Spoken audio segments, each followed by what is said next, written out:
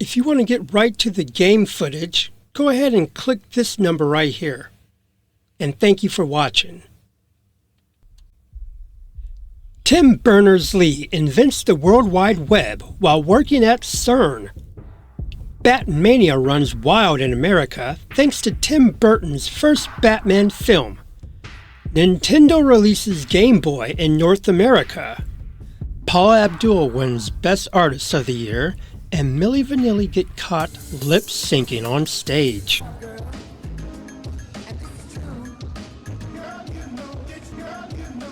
The year is 1989, and if you were alive during this time, you probably dress like this. Also the year of tonight's featured game. Hi, welcome to my channel. Here we go to the graveyard of horror games, dig up the dead, and explore these horror games from the 70s all the way up to the year 2015. Now jump back, lumberjack, grab a corny snack. We're about to go retro tonight on the Cornhusk Retro Show. The year 2026 has not one, not two, but 3 Friday the 13th, which means it's a very lucky year for us. And I guess you know by now the game we are going to be covering tonight. The developers of Atlas and the publishers of LJN, you know, the folks that brought us such bangers as Jaws, The Karate Kid, and Back to the Future? Don't even get me started on that game. Well, they brought us another banger, one that no one even thought to ask for. Friday the 13th, an R-rated movie franchise about an unstoppable killing lake zombie seeking revenge for the death of his mommy, who was seeking revenge for the accidental death of him because the counselors weren't paying attention or something? I haven't played it in over 37 years. Why not go back to Camp Crystal Lake? And you're all coming with me.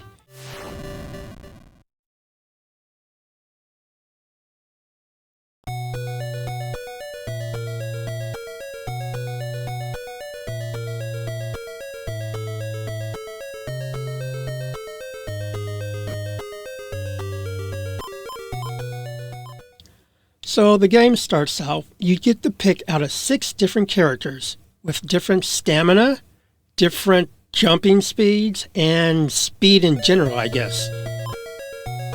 I don't even know which one has which. I just started the game with Laura. And some mess about lighting the light on the fireplaces. Still don't know what that was about. So, here's a rundown, kids. The top characters over there, you see those little clown faces? Those represent the different characters that you have to choose to play the game. And the red dot, I guess, is you. You have 15 children that you have to get. And if Jason kills all 15 of the children, game over. Of course, you don't know any of this information unless you actually read the manual that the game came with. I obviously don't have that. So, yeah. The game does give you an overhead map, and the cabins that are highlighted in green are where you need to go in order to progress the game. Now on the box 1 shows you which character you're using, and box 2 shows you what weapon you're using. You have up to 3 weapons you could use: a rock, a knife, and a machete. The machete being the strongest of all. Now in order to find these 15 children, you have to go into the actual cabins that are highlit in green. Once you enter the cabin, the game changes into a 3D format. Now, I get it, this is 8-bit, but back then this was a pretty big deal, at least to me. But it can also be very, very confusing. And I'm one to talk. Look, I can't even pick up this note. And I tried. It took a very, very, very long time. In fact, I had to come back to get this note The basic enemy in this game is a Sasquatch that comes out of the ground like a zombie, because why not? Did not. Oh, hi, Mark. So I meet my first friend, Mark. The only problem is, I don't know what to do now. Does that mean I can switch characters? Can I give him health? Can he give me health? Do I cure him? Do I take something from him? I have no clue. And yeah, I know this is probably my fault. Hey, Mark. How's it going? What you been up to? Oh, Mark, he's such a funny guy. Well, I decided to go back and try to pick up that letter. Oh. Oh. Go into one of the cabins. Which cabin? There are a lot of cabins. Which one? The cabin to the left? Cabin to the right? Oh. Okay. Laura was running out of energy, so it was time to switch to a new character. So I went with Paul. We were running out of time. It was time to go to the lake to save some kids. And I noticed something. If you're not fast enough, you can even lose the characters that you play. Wait, what? On the lake, you can be attacked by Water, Sasquatch, and Brandon Lees. We did it! We found the 5 remaining children. Game over. We win. Right?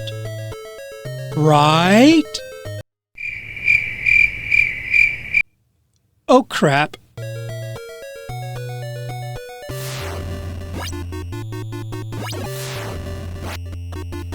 Paul! Paul! So I started the game over. I didn't know what I was doing. I didn't know where I was going. I just decided maybe if I explored more, maybe I'd get more of a hint of what I'm supposed to be doing in the game. And I went everywhere. I went into the caves. In the caves, you have to fight the bats and this evil dog that won't leave you alone. If you're really lost and don't know what you're doing, the game gets frustrated with you and starts giving you a minute timer. Watch. And I'm so busy trying to get to the children on my second gameplay, I wasn't even paying attention, nor did I know there was a countdown going on. I'm busy trying to stay alive. And it was time for revenge. Round 2, Jason. I had a machete this time. I at least had a shot.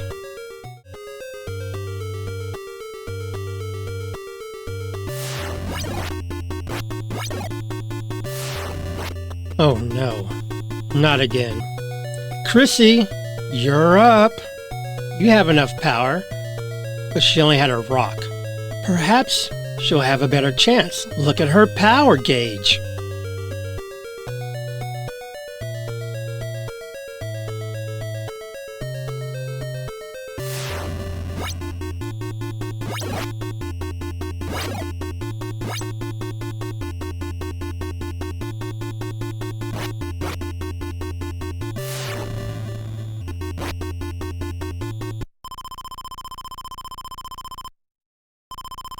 Yep, it was clear.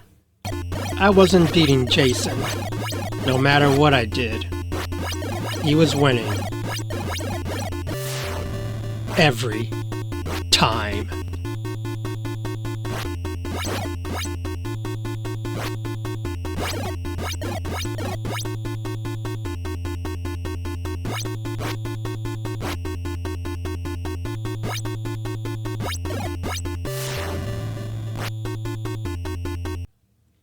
Friday the 13th on the NES is said to be one of the most difficult, terrible control-having games out there. LJN was notorious for making games and slapping a movie or commercial license on the package and saying, "Here you go, consumer," and we ate it up. Because where were we going to go? I was hoping older Cornhusk would have a better grasp and maybe a better chance at least progressing in the game. And I guess that just wasn't in the cards. Either I don't know what I'm doing, or I just don't understand the game, or maybe it is just that difficult. Now I know there are people who have beat the game, and kudos to them. I will definitely never be one of those people. My summary of Friday the 13th. Visually, this game looks okay. Again, it is a NES game, so the 8-bit graphics are okay for its time. The music was okay. I mean, if you're used to the 8-bit beeps and blips that you're only going to get on an NES. Overall gaming experience. The game is very challenging. If you know what you're doing and you like a challenge, maybe this is the game for you. This game just didn't make sense to me. It didn't make sense how you had a fighting chance against Jason in the 2D side-scrolling scene, but when it came to fighting him in the 3D scene, it felt like you were playing Mike Tyson in Mike Tyson's Punch-Out, because it only took 1 or 2 hits and you were down, and then it'd be on to the next character. If you take a step back, the game's concept is perfectly clear and simple. Keep the campers alive. The only problem with that is, while you're trying to do that, time is constantly slipping through your fingers. And when you do meet up with Jason, there is tension because he is so overpowered like he is in the movies. Now the game does give you a weapon, several weapons, and you do have the ability to dodge. The only problem with that is, up until when you meet Jason, you've never had to dodge in the 3D scenario. So, as far as theories as to why Jason was purple, according to the internet, Japanese promotional material, the developers based in Tokyo likely used a Japanese program or poster for Friday the 13th Part 3, which showed Jason in a purple and blue outfit. Another theory, according to the internet, the NES console had a restricted color palette. Purple and blue might have been chosen to ensure the characters stood out clearly against the game's backgrounds. And that's going to be it for tonight's video. Let me know your thoughts. Have you played this game? Which retro horror game would you like me to cover next? If you like the content and want to see more, subscribing is free. Want to see me play recent horror games? Head on over to my Twitch channel where you can see me play games Sunday, Wednesday, and Friday at 5 p.m. Pacific Time. Thank you for visiting the cornfields, and I'll see you next time.